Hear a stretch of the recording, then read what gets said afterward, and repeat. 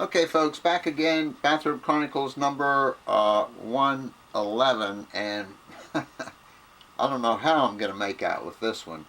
Okay.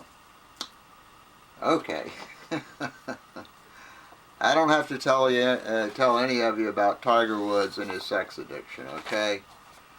And one thing except for a couple of these, I've never done them over. I had one on what was it? Psychics, and I kept mixing up the word psychic and skeptic. I did that one 3 times.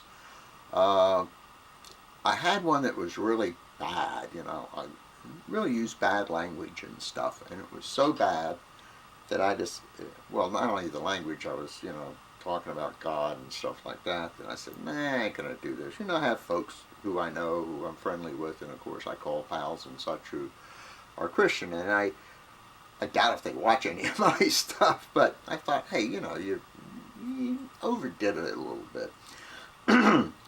So, I don't know if I'm going to post this one or not, because I'm not sure how it's going to go.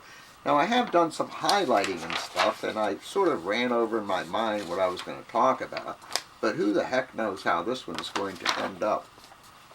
Anyway, as many of you most likely know, old Tiger went to this place called the Gentle Path Clinic in Hattiesburg, Mississippi. And they supposedly treat sex addicts. And this is an article here from the New York Times. And I just want to read you a couple of things here. One thing, the very idea that someone can be addicted to sex is controversial and inevitably leads to chuckles and jokes. Those claiming addiction may be accused of seeking a medical excuse for simple promiscuity.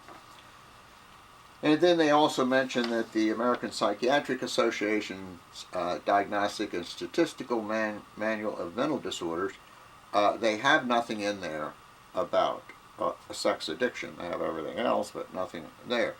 And they say that something called a hypersexual disorder is now under consideration for the next edition. I think the next edition is supposed to come out within a couple of years. Right now it's the DSM-4. Well, a couple of words about the DSM-4. I mean, not that I know anything about it, but I'll go ahead anyway. That doesn't stop me. The DSM-4 is like the psychiatrist and the counselor's Bible, if you will. And every recognized, so to speak, mental illness or syndrome or disorder or whatever you want to call it is in there. And when you go to a psychiatrist, here again, I may be getting out of my, well, I am out of my edit, but I don't, anyway. When you go to a psychiatrist or a counselor and you go in there and say, hey, I want you to help me, in order for him to bill an insurance company, or her bill an insurance company, there has to be a diagnosis. In other words, you just can't go in there and say, oh, gee whiz, man, I ain't feeling good, I want to talk to you. There has to be an actual diagnosis. And, whether it's depression, schizophrenia, bipolar, which everyone seems to have. Oh, by the way, I know this is tacky, and it's off the subject of what I was talking about, but you might get a kick out of this. Jane Pauley, who is a news lady, and I used to watch TV and used to watch the news, and I'm sure I watched Jane Pauley. She claims that has a mental illness and it's bipolar. And several years ago, I saw an interview by her, and she said she has bipolar 3. Well, folks, there ain't no bipolar 3. And I jokingly said, excuse me, I guess if you're a star or what have you, you need something far worse than bipolar 1 or bipolar 2, but Jane Pauley said she had bipolar 3. But anyway, lots of people are actually diagnosed with bipolar. But when you go to a psychiatrist or a counselor, as I said, there has to be a diagnosis, just like when you go to a medical doctor. I mean, when he bills your insurance company, he's putting down a code. He did something. So there has to be a diagnosis. So right today, I couldn't seek help legitimately, if you will, from a psychiatrist or a counselor if what I was seeking help for was a sexual addiction. At least I'm pretty sure I couldn't. I don't know how they could code it. You know, they might put down depression or whatever. Really what you need a code for is being stupid, you know. But anyway, they don't have that code. Okay, so that's the DSM, and no, sexual addiction is not in there at the present time. Just a little bit on this gentle path. This is this treatment center in Mississippi where supposedly Tiger went. Anyway, the patients live in a semicircle of cottages. Its founder, Patrick Carnes, declined to be interviewed, but suggested therapists who knew the program. And I'm not going to read everything. I'm going to jump down here.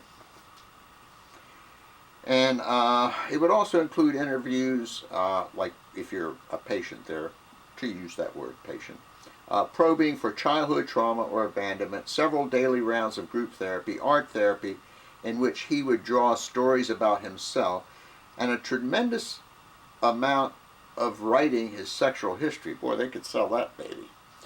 Including his first memories of sexual arousal, first encounter with pornography, and on and on and on. Another person, a therapist down there or familiar with the gentle path, said Woods would have been separated from his family contact for weeks and forbidden masturbation, pornography, contact with female fans, or anything else that might engage his sex drive. And this lady goes on to say, you can't have sex with yourself or anyone else. Then you have group meetings, you have this, you have that, and all the other business. Now, as most people do when they go to prison or jail, they do what? You guys know. They find God. Okay? Well, Tiger's finding, well, not exactly God. And then it said here, and it's talking about the 12 steps and all the God business in there.